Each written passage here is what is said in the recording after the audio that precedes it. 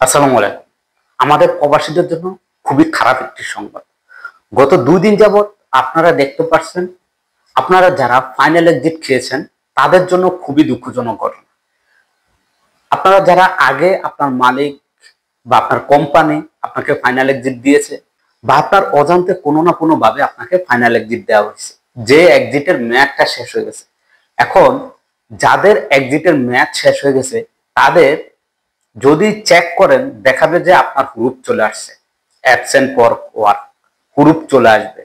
যাদের এক্সিটের মেয়াদ শেষ হয়ে গেছে এবং যাদের মালিকের লাইসেন্স বাদ হয়ে গেছে অর্থাৎ মেয়াদ শেষ হয়ে গেছে, স্ক্রিনে দেখতে পাচ্ছেন তাদের কিন্তু এরকম সাসপেন্ড লেখা দেখাচ্ছে। আবার এই সাসপেন্ডের জায়গায় এখন নতুন যে সিস্টেমটা জাহাজ থেকে যে সিস্টেমটা আপডেট হয়েছে গত ২ দিন যাবত, হাজার হাজার প্রবাসীর যাদের এক্সিটের মেয়াদ শেষ হয়ে গেছে তাদের সেখানে এক্সিট তো আছে, আবার এইখানে তাদের অ্যাবসেন্ট ফর ওয়ার্ক অর্থাৎ তাদের অপশনে হুরুপ চলে আসছে। যাদের এক্সিটের মেয়াদ শেষ শুধুমাত্র তাদের, আর যাদের এক্সিটের মেয়াদ আছে এখনো তারা মেয়াদ থাকা অবস্থা আপনারা দেশে চলে যাবেন, গিয়ে আবার নতুন বিষয় আসতে পারবেন যদি আপনার মালিক বা কোম্পানি আপনাকে এক্সিট দিয়ে থাকে।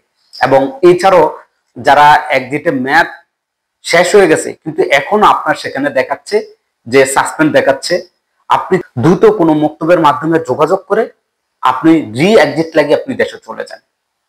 অবশ্য রি এক্সিটও এখন বর্তমানে আমি আজকে দুপুর ২টার দিকে আমি ২টা মক্তবে যোগাযোগ করছি। বিশেষ করে আমি যে মক্তবের সাথে সবসময় এক কালেক্ট আছে এবং আপনাদের যে তথ্যগুলো কালেক্ট করে দিই তাদের মাধ্যমে জানতে পারছি যে অনেকেরই নাকি এই রি এক্সিটের জন্য আবেদন করছে, তাদের বইও ফিরিয়ে দিয়েছে। অর্থাৎ তারা যে আবেদন করছে সেই আবেদনগুলো অনেকে ক্যান্সেল করে দিয়েছে। রি এক্সিটের জন্য এখন বর্তমানে আবেদনও করা যাচ্ছে না। তাই আপনারা যারা আছেন কিভাবে হুরুপ চেক দিবেন এ বিষয়ে আমার ভিডিও আছে, আর না হলে আমি বিকালে আপনাদের জন্য আরেকটি ভিডিও করে দিব কিভাবে আপনি হুরুপ চেক করবেন।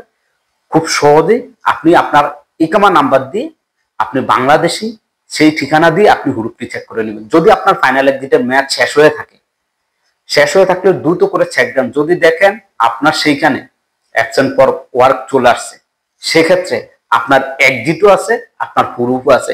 এই দুইটা জিনিস থাকা অবস্থায় আপনি যদি বাংলাদেশে যান এম্বাসির মাধ্যমে বা ধরা দিয়ে বা কোনো না কোনো থার্ড পার্টি ওয়ে দিয়ে, সেক্ষেত্রে আপনি আর কখনো সৌদিতে প্রবেশ করতে পারবেন না।